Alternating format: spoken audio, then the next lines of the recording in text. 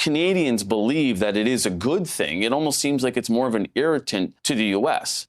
Carney's numbers are falling off a cliff. Welcome back to Moose on Loose. My name's David. Today we've got some new numbers coming out of CTV and Nick Nanos showing Carney's numbers and the favorability of the Liberal government is plummeting. We'll take a look at this based on age as well as location. The most shocking piece of information here is actually coming from the Bloc and the catastrophic collapse of support for Mark Carney and Quebecers. Let's jump into this. Looks like all that playtime with Donald Trump isn't translating well in the polls. Well, Conservative leader Pierre Poilievre and Prime Minister Mark Carney were both talking about the cost of living for Canadians. That issue has eclipsed Canada-U.S. relations as the #1 concern for Canadians, according to Nanos polling. And new today, Nanos has found that since the summer, Mark Carney has experienced a 10-point drop in Canadians' optimism towards the government. You see this? A 10-point drop in Mark Carney's government, and that's since July. So that's just in a couple of months, he's dropped 10%. People are watching. They're seeing him go down to America and getting nothing in return for Canadians. How big of a problem could that be for the Prime Minister? Well, Nick Nanos is the founder and chief data scientist at Nanos Research. He's also CTV's pollster of record. And guess what? He joins us in studio right now. How you doing, Nick? Good, Michael. How you doing? Good. So, as I said off the top or earlier on, is the honeymoon officially over or not? Well, it's not as good as it was for Mark Carney and the Liberals, that's for sure. You know, the thing is, during the election, there was a lot of hope coming out of the election. And you know, the thing is that Carney's numbers pulled away. Mm-hmm. The Liberal ballot numbers they had a larger gap. But, you know, the thing is that when we look at how people feel, emotions that people would use to describe how they feel about the government in Ottawa, not the Liberals or Carney, the government in Ottawa, it was actually pretty positive in terms of the level of optimism. And what we're seeing now is that optimism is eroding. And, you know, the other thing is we've got to remember, 15% said they're angry, another 22% pessimistic. And if you go to, here's a little tidbit, go to the prairies, they're really angry. Much more angry than everybody else. Michael, I don't know if you're surprised. You're still angry. Well, I mean, I don't want to call it. Yeah, because Albertans have been getting screwed for decades. Like even back to the Pierre Elliott Trudeau years. Decades. There's no surprise Albertans are pissed off. I mean, I'm Albertan myself. I was born and raised. Alberta brings home the bacon, and then that money gets sent over to Quebec, a province where they could have as much prosperity. They choose not to. They virtue signal with their green climate agenda instead of pulling gas out of the ground. Not breaking news, but yeah, certainly not happy. I mean, and when I was looking at the numbers, it seems like it is back to those April levels. Yeah, it's back to the April levels. I guess the only consolation for the Liberals is that it's not as bad as it was during the darkest days of the Trudeau government, where, you know, the people that said that they were optimistic, I can show it like this. You don't need a board. 7% of Canadians were optimistic when Justin Trudeau was prime minister. So even the 10-point drop to 33 is better for the Liberals than under the tail end of Justin Trudeau.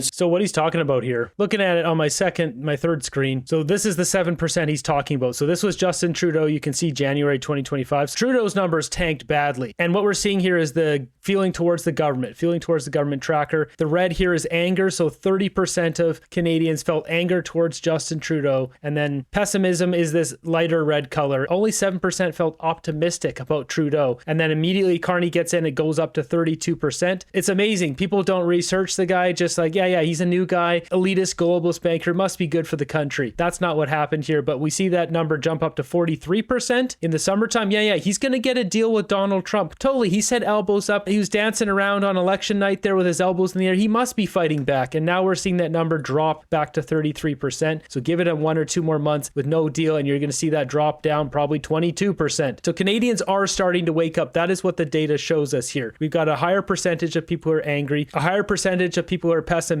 higher percentage of people who are disinterested. People are waking up. So how has that also reflected the party support? I mean, the numbers seem to be narrowing between the two parties. Absolutely. You know, coming off the election, the election was almost a dead heat, right? Yeah. Between the 43-41, between the Liberals and the Conservatives. The Liberals did have a honeymoon. They pulled away from the Conservatives, especially during the period when Poilievre was kind of seeking to get elected out west in the by-election. But now the gap has narrowed. It's within the margin of error. It's a statistical coin toss right now between the Liberals and the Conservatives. On the ballot numbers, on the preferred prime minister front, Mark Carney still has a noticeable double-digit advantage over Pierre Poilievre. Talk to This is interesting because Nanos is always heavily favoring the Liberals. However he does his polls, it's always higher than it really is. So really, this means the Conservatives probably leading right now, as we've seen with those other polls. 3 polls already have showed Pierre Poilievre and the Conservatives leading. This just solidifies that. me about that. I don't call it an incongruence, but how the party brand and Carney's brand seem to be so different. Well, why don't we say the same thing for both of the front-running parties? So people still don't like the Liberals and are upset about the last 10 years, but they seem to like Mark Carney. When people look at the Conservatives and Pierre Poilievre, the Conservatives have a stronger brand right now than Pierre Poilievre. Yeah. So it's about Canadians who still want change, think the Liberals have been in power too long, and Pierre Poilievre is kind of like another dimension, not the driver of support for the Conservatives, not in the same way that Carney is driving Liberal support today, at least. And it's interesting because That's because Mark Carney's the new shiny thing. And to a lot of Liberal supporters, he's still new and shiny. He hasn't failed miserably like Justin Trudeau in their eyes. Obviously, anyone paying attention is seeing that this is a globalist banker who got his funding from billionaires. He's bringing in all his rich banker buddies, hiring them at $500,000, $600,000, more than he makes in the government. But the average Liberal not really paying attention to what's really going on. as that election was fought so keenly over Canada-US relations and fighting back against the US, and you also have some numbers about how Canadians feel about boycotting travel to the US and buying US items. What's that like? Absolutely. In the survey that we did, we asked Canadians whether boycotting U.S. goods or boycotting travel to the United States would help or hinder the Canadian bargaining position. You can see that 80% or thereabouts of Canadians, 8 out of every 10, think that these types of boycotts help the Canadian bargaining position. So it's pretty strong right across the board by gender, by region and stuff like that.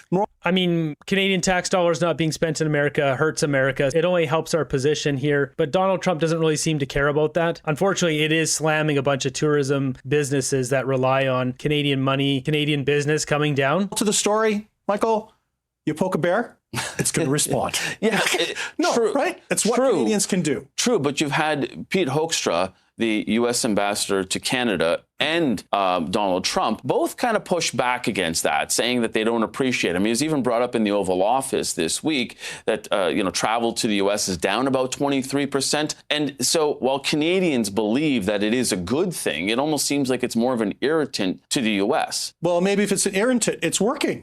Think of it this way. True. Like if they didn't care, it'd be like, yeah, sure, do whatever. We can do whatever we want because there's no repercussions. I mean, we don't have enough of effect on their economy. It's a nuisance to them. It's destroying some careers, some livelihoods down there, but not enough for where Trump's going to change course here on the tariffs. That's going to happen regardless in the grand scheme of things. I still think we can have a deal without tariffs, but Carney would have to roll out a massive, big, beautiful deal, which he's not going to do because clearly he's protecting his buddy's own interests, like supply management. The fact of the matter, there are a lot of American enterprises, especially close to the border, that rely on Canadian customers, visitors, all that kind of stuff. And they're having a more difficult time than they have in the past. Do you think, given the numbers that you are spelling out for us and how Canadians are feeling, that sort of bodes well for how Mark Carney is attacking Canada-U.S. relations, even though it's not the number one priority for Canadians right now? Yeah, I think for Mark Carney and the Liberals, they want to talk about Donald Trump and the binational relationship.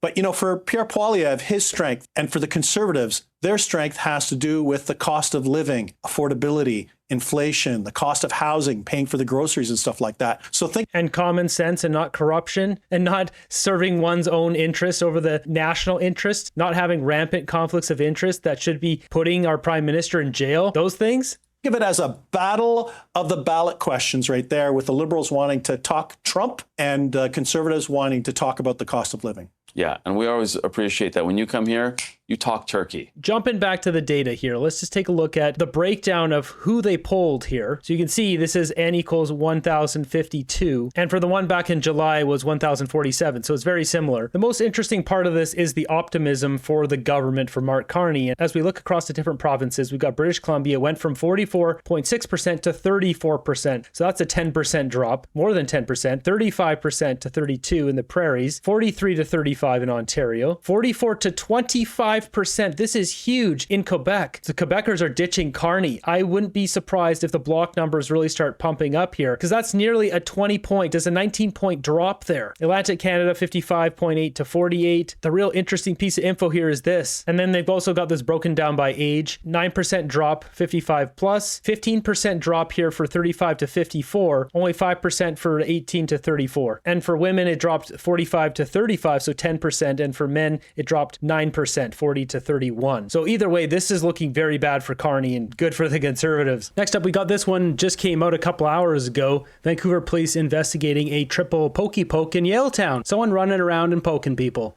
Vancouver police are investigating after 3 people were stabbed along the Yaletown seawall, and the suspect is still at large. 20s, early 30s, between 5'3", 5'7". She has long black hair that was worn in a ponytail.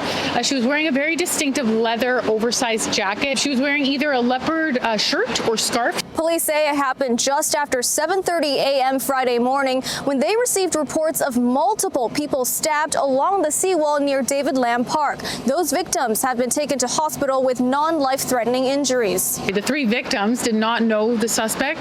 It was a random attack and it was unprovoked. Mike Conway, who was walking to work around that time, says he believes he had a close encounter with the suspect, but was lucky to escape unscathed. A lady approached me in front of the elementary school, and she swung a knife, and I moved out of the way.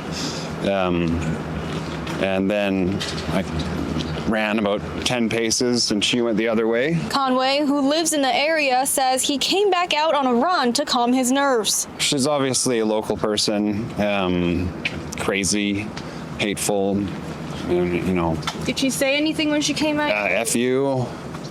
You know, I don't know this person. It was totally random. When I got home, I kind of had to lay down for a bit.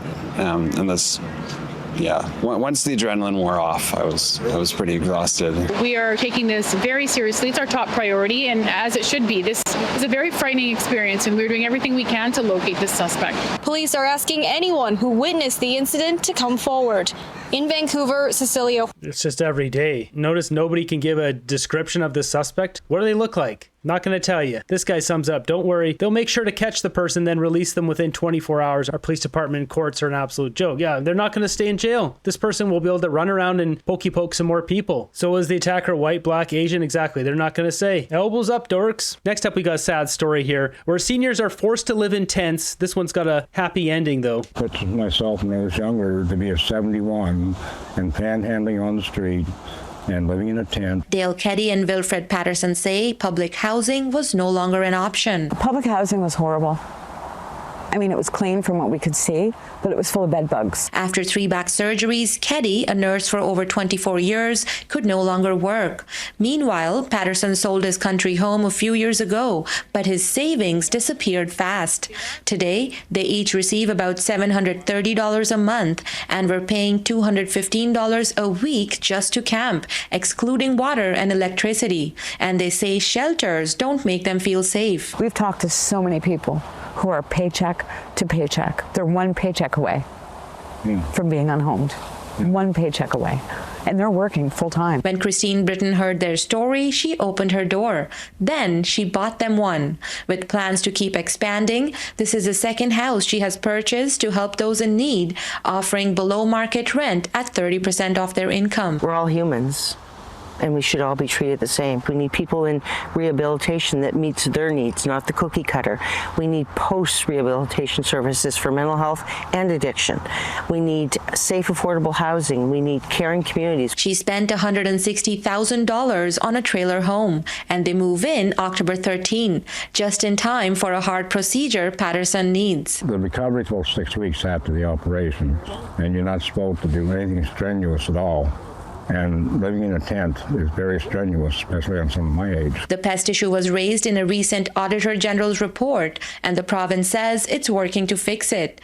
adding it's spending $59.4 million this year on public housing maintenance. These are everyday Canadians that were forced out of their homes because of inflationary spending of Justin Trudeau and all the Liberal buffoons. Many of them are still there supporting Mark Carney. Everyday Canadians getting forced out living in tents. And if you look at that tent too, like, this is not a good situation. They have like a Canadian Tire tarp over top of this tent. I bet this leaks. And not only that, spending $215 a month to rent a pad to sleep on. This is crazy. Apparently this is Canada though. And Liberal voters, they support this. They're like, yeah, let's have more of this. Homeless people deserve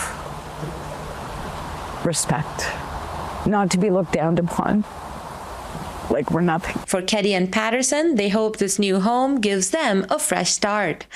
71 years old. There's not enough angels like that lady to come around for everyone. Most people are not going to get the opportunity to move into a house like this lady's giving them. As this lady's saying, 24 years of service in nursing only to be left out by the government like this. Shame on this government, honestly. This lady's doing more than our government. Yep. Government does not care about poor people. All they care about is making themselves richer. Yep. And that's why we're seeing them spend so much money. They're enriching the bankers. They're sending off money to countries where that money can't be audited. It's literally stealing our money, whether it's the thief of inflation or money going to gender sensitive projects in Africa or Jamaica or wherever. And it's no surprise we see those projects in the Caribbean, one of the top areas in the world where there's no corporate income tax, capital gains tax, all these companies like Brookfield who have their businesses in Bermuda. So money being sent down to Jamaica and then poof, disappears into Africa, poof, disappears. This is not coincidence.